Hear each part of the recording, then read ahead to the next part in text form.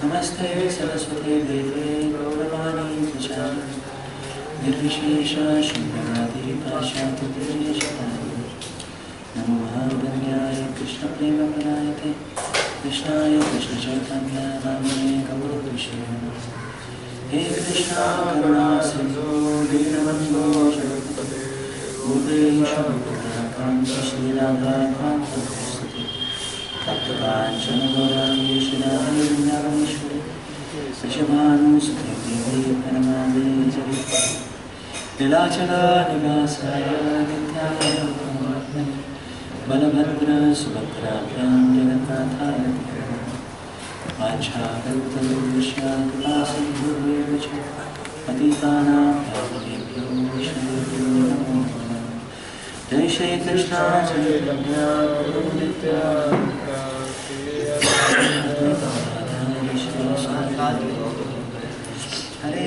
Hare Krishna Krishna Krishna Hare Hare Hare Ram Ram Ram Hare Mukam Karoti Vacharam Pangam Nayate Gira Yat Kripatamaham Vande Shri Guru Dinakara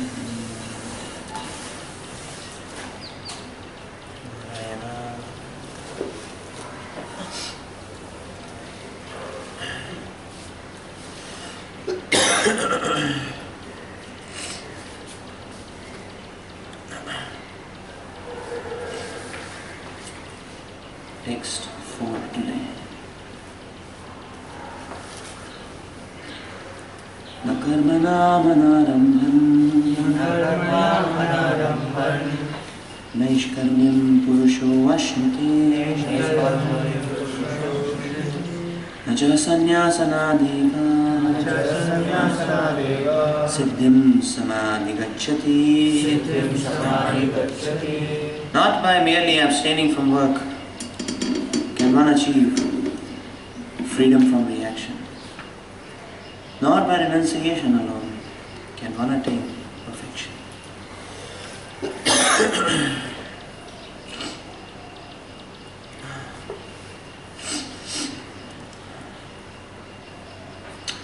The renounced order of life can be accepted when one has been purified by the discharge of the prescribed form of duties, which are laid down just to purify the hearts of materialistic men.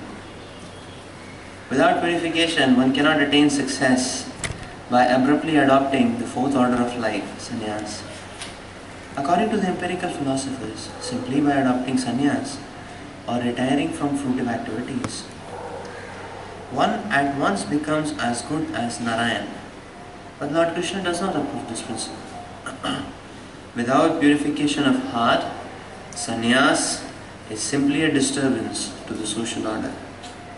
On the other hand, if someone takes to the transcendental service of the Lord, even without discharging his prescribed duties, whatever he may be able to advance in the cause is accepted by the Lord. Buddhi Yoga. Swalpam api asya dharmasya trayate mahato bhaya. Even a slight performance of such a principle enables one to overcome great difficulties.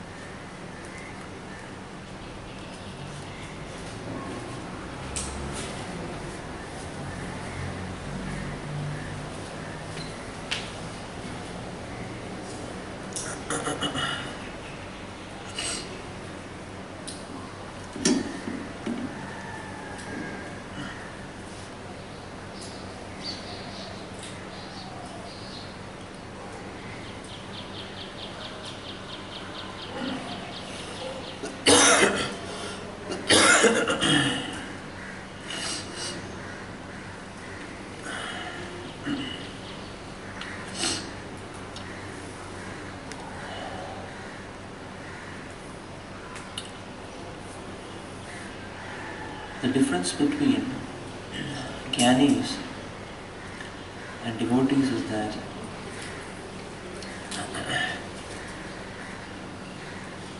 actually the similarity is that both are taking a leap. Both are in that sense taking a big leap. First step. In that sense both are flying. But the difference is explained by Srila Prabhupada here. The difference is that when these speculators, they take a leap,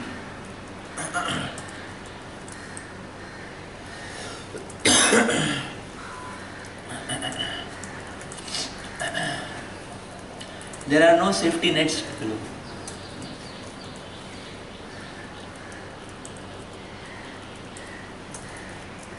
But when a devotee takes a leap,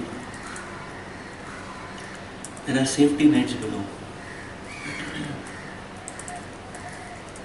Just like one can perform various types of antics as an acrobat, swinging in the air, but it is a safety net which gives confidence to a devotee.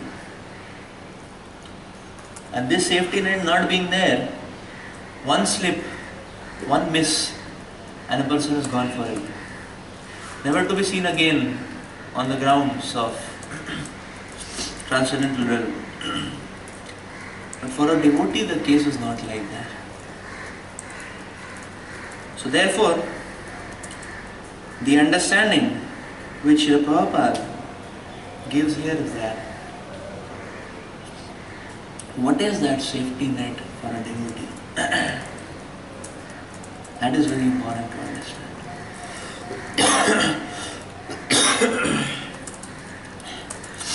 Dependence vectors form the safety net for a devotee. Therefore it is explained for a sadhaka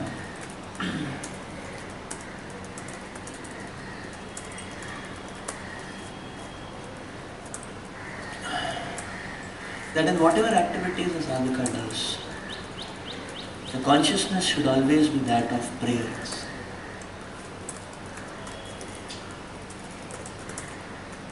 So the channel of prayers ensures that dependence vector, and that is what creates a safety net for a devotee. And that is why we will see a devotee is able to tolerate success and failure both. Otherwise, both are intolerable because both are intoxicating. Success is intoxicating and failure is also intoxicating. Because the directions are different, that's how. In success one will become proud, in failure one becomes perverted. There is superiority complex, and there is inferiority complex. In failure one may get dejected and one may give it up. But many times we will see that even giving up is a symptom of pride. Even giving up is a symptom of ego.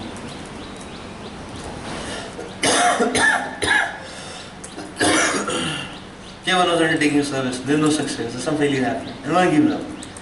So, but what psychology it indicates? The psychology it indicates is that, should we only engage in services which actually, or should we only engage in activities which simply shake the world and rock the world? Or there is something else which we can do also. So in that sense, if we analyze, even giving up is a symptom of pride actually. So in that sense, both are intoxicating, success and failure. But because a devotee is resting on dependence vectors, he can be protected from both actually.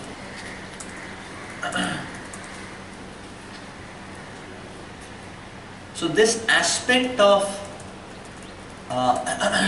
so this particular aspect basically is, in other terms, to understand this dependence vector is like shock absorbers.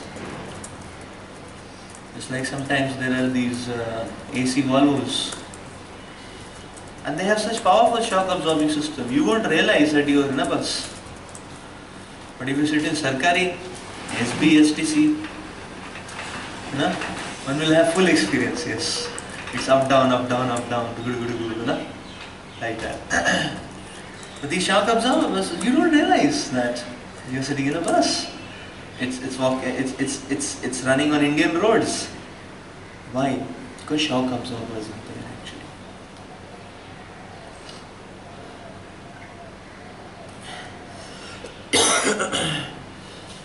So service to the Lord, when executed in the material world, comes with a lot of material factors. And if the state is not proper, those material factors can affect and intoxicate or contaminate. Contaminate is a better word. So those material vectors can then contaminate the person actually. So it is not that whenever we are engaged in service, there is that's be all and end all of it.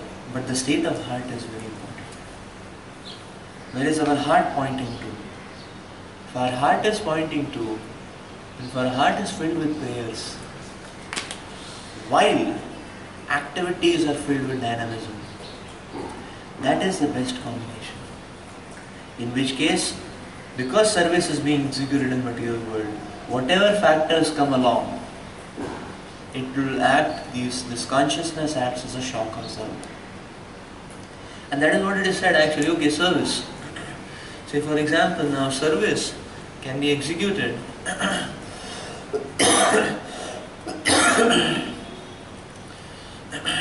now service can be externally executed, but the problem is that it becomes difficult to take it deeper, to take it to the next level of absorption, and to take it for a long time. If what one identifies is just the service. But if a devotee identifies with Srila Prabhupada, with the Acharyas, with senior devotees, spiritual master, so on the basis of that attraction and attachment, one will be able to continue service for a longer time, to take it to the next level of quality and absorption as well. So in that sense we understand that yes, this positive attachment to the spiritual master, to Srila Prabhupada, to the Vaishnavas, this is a very important prerequisite for service, because this forms the basis of whatever we do. Because whatever we are going to do is going to be, we are going to face varieties of hurdles, obstacles, discrepancies, negativities in the execution of Krishna consciousness.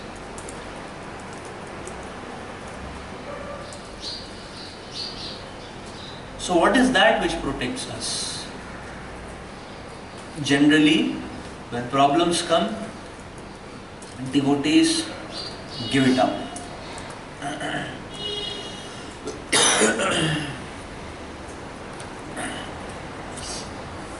Like say sometimes among devotees there is difference of opinion, then many a times it is seen devotees give up the relationship. It's okay, you that side, I this side. No? That your area, my area. No? And so give up. Something which is creating a lot of anxiety, or it involves too much of hard work, to give it up.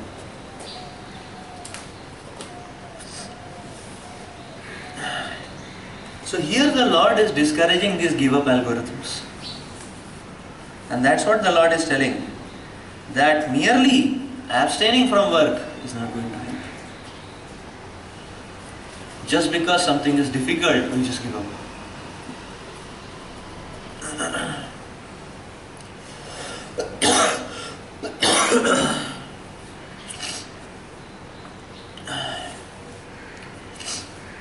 Sometimes devotees go for preaching to some area, some college, and it's so difficult to preach there. You try 6 months, 8 months, give up. Just like I remember our devotees had gone to IIM, not so easy. But give up, like that. Or sometimes devotees go into, say for example, management services, but then it involves a lot of pressure, they give up. The Lord is not encouraging give up algorithms. And the Lord is pointing out a clue how to sustain our Krishna conscious activities. And that has to give and take with the internal state and not merely externals. And that is exactly what the Lord is explaining here. That simply by give up, things will not work out. Similarly, in working life, sometimes one feels that things are too pressurizing, handling the material world, handling job, then being enthusiastic for service, then cooking, then cleaning, altar cleaning, temple hall cleaning, how do you manage all that? And everywhere there are targets and expectations. Preaching there is target, cooking there is target. It has to be ready on time. It has to be worth tolerating at least. At least. Similarly, we see that there is pressure. Sometimes what happens is that the immediate thing comes up with that give up. Like for example, sometimes we have seen some devotees, they either give up their job life, they just give it up because the pressure is too high, or the company people give them up. So we have seen some cases, and then the devotee tries to get another job, tries here, tries there, and then says, okay, now I'll join, enough, like that. So that kind of renunciation is not encouraged by the Lord. Shortcuts are not encouraged by the Lord. One has to walk the proper path. One has to struggle. Just like devotees go for joining, devotees are about to join ashram. In that case, it is told that okay, one goes and tells parents. Now that is a little painful phase, and that is a little fearful phase. And sometimes, I have seen devotees, the thought comes is that, maybe I will not go only, it is so problematic, and but then what is the right course of action? We go, we explain, and whatever comes, we tolerate, praying to Krishna, praying to the acharyas, and come back. So that means that one has to go through that struggle of purification. Sadhana bhakti involves struggle. It is an uphill climb, and therefore it involves struggle actually. But one thing one should understand is that this kind of purification of heart is necessary. Because abruptly some emotions for the Lord are not going to blossom up. Abruptly feelings for the Lord will not blossom up. Purification of heart is required.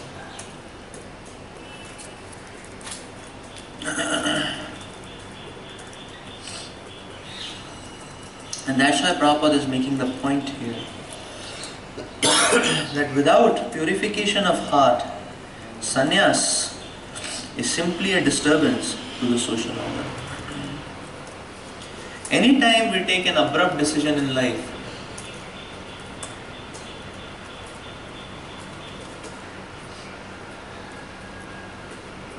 if it is not coupled with this, with struggle, it's not going to last for long. And till the time it is there, it will create problems. Like sometimes some devotees feel, why to earn money for parents? Actually, we don't earn money for parents. We earn money for ourselves to get some support vectors, you know, to help us get convinced that we have done something. So that not being the case, then one may enter ashrama, but then what happens? Stability will not be. Something here and there happens, and easy to come in, easy to go. This way Radhanath Maharaj makes a point that actually anything which is obtained cheaply is not going to be valuable. Yes. So if we struggle for something, then when we get it, we can understand this is mercy of the Lord.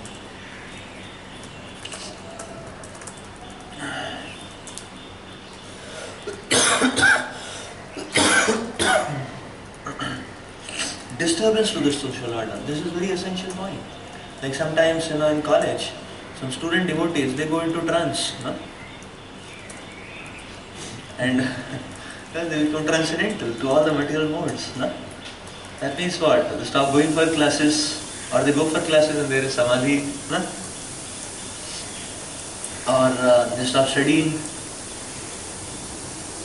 So basically stop going through the prescribed process of struggle and purification. But in that case, what happens? Who gets inspired by this kind of example? The classmates, they feel very unfortunate. This Krishna consciousness is an unfortunate thing. It is producing such such kind of people who are a nuisance. So the professors may feel disgusted. The fellow students will feel disgusted. Even the younger junior devotees will feel very frightened. My God, मुझे भी ऐसे होना पड़ेगा क्या ना? So many of them may think better I go to hostel then. If this being the case, and so that is the meaning of creating disturbance actually. And this goes little more high, than that is called as PDS.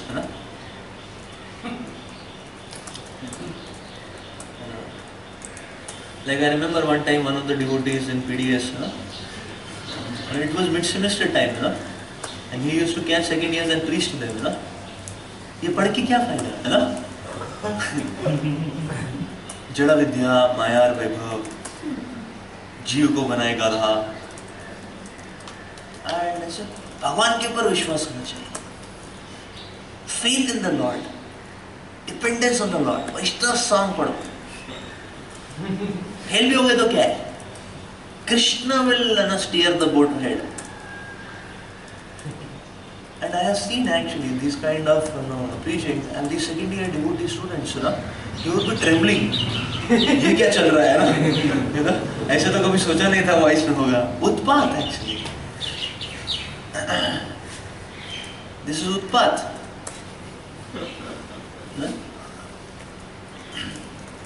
Nothing else actually. Similarly, we see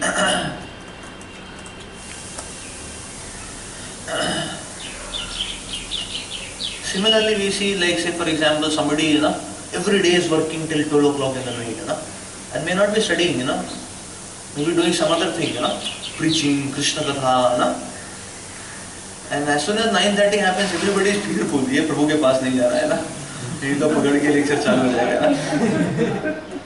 So whenever we try to go unnecessarily out of the box of prescribed principles which are given to us, it creates utpat. And everybody is disturbed by that, including the person who is doing it.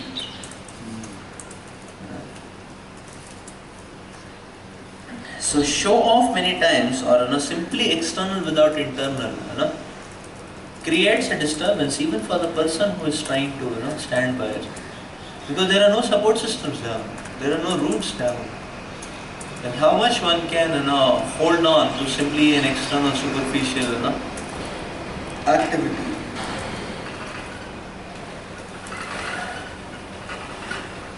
Okay, let's go to the next verse.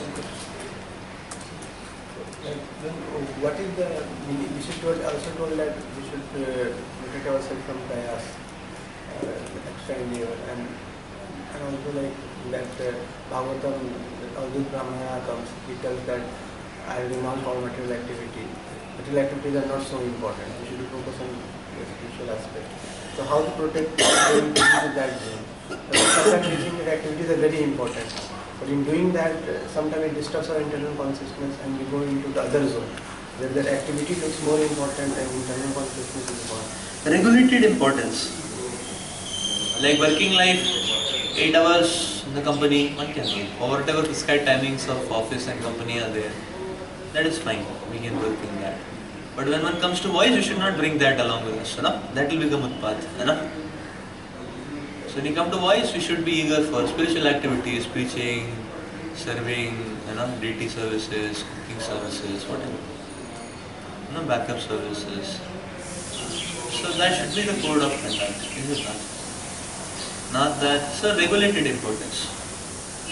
Material duties, regulated importance actually.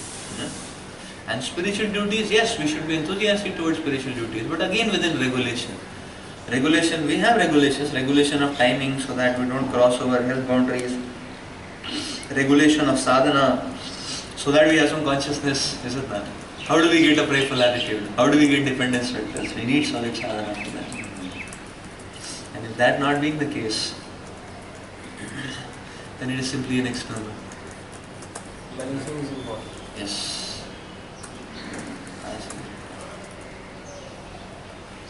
So never mind how much that there is limited time. Never mind limited time. But the point is that how much enthusiastic we are in that limited time. So one may get 7 to 9 time in the evening. But in that time what one does is very important. One cannot artificially try to make it 4 to 9. Is it not? There is a stage for everything. We get 7 to 9. The 7 to 9 what do we do? And there is one day when we get a full day holiday. That day what do we do? Is it not? So their enthusiasm is to be utilized.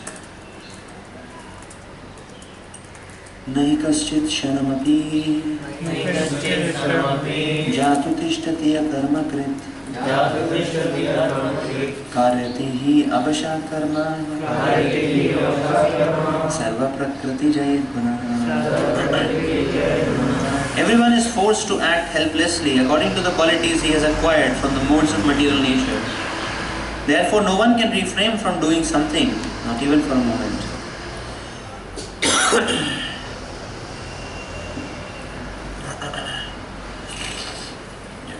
It is not a question of embodied life, but it is the nature of the soul to be always active.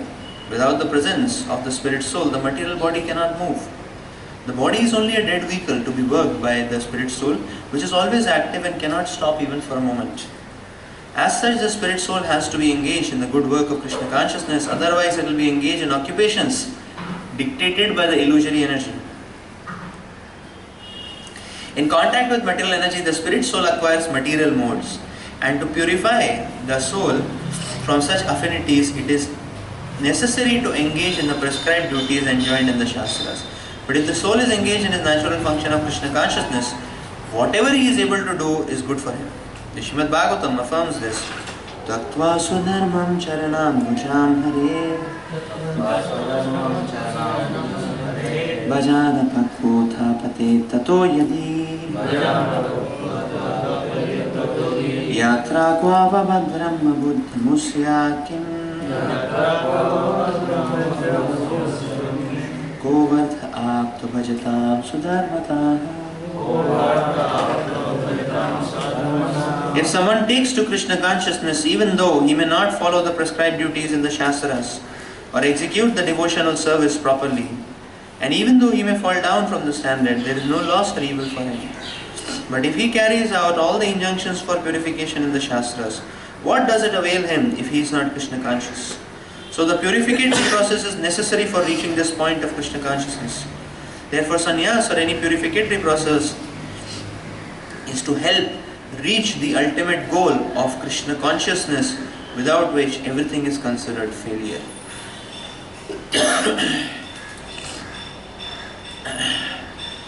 Action is a must. the Lord is explaining here. One simply tries to abstain from action, then one will